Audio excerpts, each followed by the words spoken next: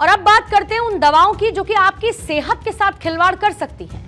अगर मैं आपसे जानना चाहूं कि आप किस चीज से सबसे ज्यादा परेशान रहते हैं, तो बहुत हद तक आपका जवाब होगा दर्द या फिर बुखार। इनकी मेडिसिन भी आप जरूरत पड़ने पर लेते होंगे, मतलब आपके स्टॉक में रहती होगी।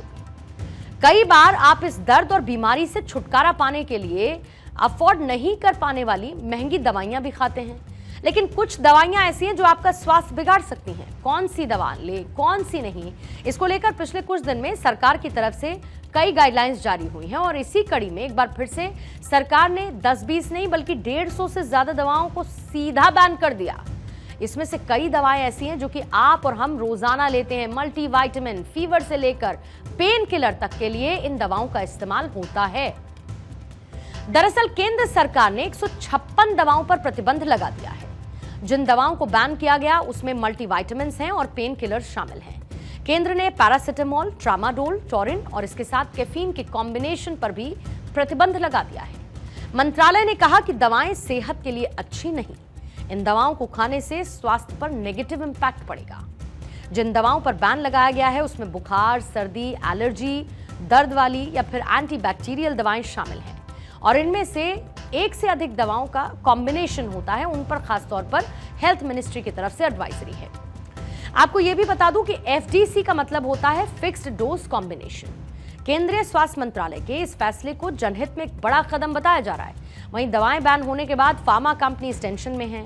जिन दवाओं पर बैन लगाया गया उसमें कई बड़े पैमाने पर इस्तेमाल होने वाली दवाएं हैं। स्वास्थ्य मंत्रालय ने मेफनेमिक एसिड, पैरासिटामोल इंजेक्शन, इसके साथ सेट्रिजिन HCl, पैरासिटामोल, फ्रेनिलफ्राइन HCl, इसके साथ ही लोवोसेट्रिजिन, फिनाइलफ्राइन HCl, पैरासिटामोल शामिल की है। पैरासिटामोल क्लोरेफेनरमाइन मैलेट इसमें शामिल की गई है। कैमिलोफाइन, इसके साथ डाइहाइड्रोक्लोराइड 25 मिलीग्राम की पैरासिटामोल इसमें शामिल है। 300 mg की भी इनको इसमें शामिल किया गया। ये कुछ कॉम्बिनेशंस हैं जिन पर रोक लगा दी गई है, जो दवाएं बैन की गई हैं। इसका यूज बालों के विकास, स्किन की देखभाल, बुखार, दर्द से राहत पाने के लिए इन तमाम चीजों में किया जाता है। इसमें कुछ मल्टीविटामिन्स हैं, एंटी एलर्जिक दवाएं हैं।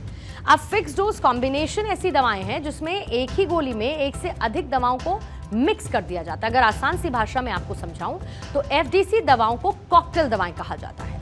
जिन दवाओं को बैन किया गया उसमें मल्टीविटामिन्स, पेन किलर, जैसा कि मैंने पहले भी बताया। अब कुछ लोग ऐसे हैं जो कि विटामिन्स के फुलफिलमेंट के लिए इन दवाओं का सेवन करते हैं। बीते साल भी केंद्र सरकार ने कई दवाओं को बैन किया था और उस दौरान ये कहा गया था कि इन दवाओं के इस्तेमाल से हेल्थ खराब हो सकती है। इस बार जिन दवाओं पर बैन लगाया गया उसमें से कुछ को दवा कंपनी से काफी पहले बनाना बंद कर दिया था। केंद्र सरकार ने पैरासिटामोल, ट्रामाडोल, टॉरिन और कैफीन के कॉम्बिनेशन पर भी प्रतिबंध लगा दिया। इसके अलावा ट्रामाडोल और इसके साथ ही ओपिओइड आधारित दर्द निवारक दवा है जिस पर बैन लगाया गया। सरकार ने कहा कि लोग इन दवाओं का इस्तेमाल न करें और इसकी जगह जो ऑप्शंस हैं इसके उनका इस्तेमाल कर सकते हैं। अब बात दवाओं की हुई है तो आपको आखिर में जेनेरिक दवाएं और ब्रांडेड मेडिसिन में डिफरेंस क्या है वो भी बता देते हैं। और जेनेरिक दवाएं क्यों ब्रांडेड दवाइयों से इतनी सस्ती होती हैं ये भी आप समझ लीजिए। दोनों तरह की दवाएं देखिए एक ही सॉल्ट से बनती हैं, लेकिन नाम का बस फर्क होता है।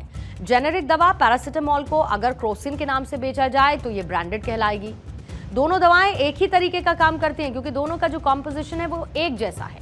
एक ही सॉल्ट की ब्रांडेड दवा जेनेरिक दवा की कीमत में 5 से 10 गुना का पैसे का अंतर होता है। अगर किसी दवा को कोई बड़ी कंपनी बनाती है तो वो ब्रांडेड बन जाती है और जब कोई छोटी कंपनी इस दवाई को बनाती है तो ऐसे में वो जेनेरिक कहलाई जाती है। इन दोनों के ऐसा में कोई अंतर नहीं होता, यानी कि काम ये वही करते हैं, बस नाम और ब्रांड का अंतर होता है। जन औषधि दवाओं की कीमत कम से कम 50% और कुछ मामलों में ब्रांडेड दवाओं के मार्केट रेट का 90% से भी कम नजर आता है। तो अगली बार अगर आप केमिस्ट की दुकान पर दवा लेने के लिए जाते हैं तो आप इन बातों का खास ख्याल रखें कि आपको कौन सी दवा लेनी है, कौन सी नहीं लेनी है, जिससे आप स्वस्थ रहें, सुरक्षित रहें। और अंत में इस खबर को वाइंड अप करते करते सिर्फ इतना कहूंगी कि खुद डॉक्टर ना बने, डॉक्टर से परामर्श लें और उसके बाद ही किसी दवाई का सेवन करें।